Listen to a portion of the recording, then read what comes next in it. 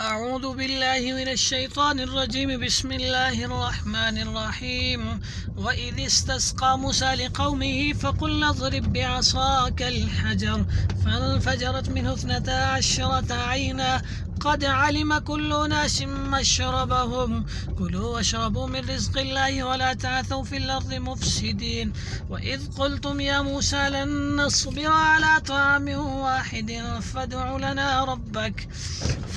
لنا ربك يخرج لنا مما تنبت الأرض من بقلها وقثائها وفومها وعدسها وبصلها.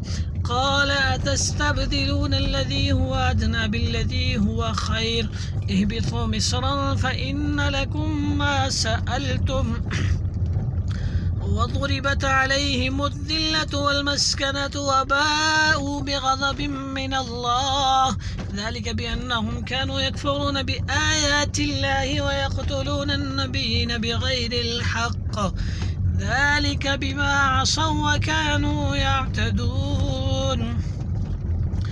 إن الذين آمنوا والذين هادوا والنصارى والصابئين من آمن بالله واليوم الآخر وعمل صالحا فلهم أجرهم عند ربهم ولا خوف عليهم ولا هم يحزنون. وإذ أخذنا ميثاقكم ورفعنا فوقكم الطور خذوا ما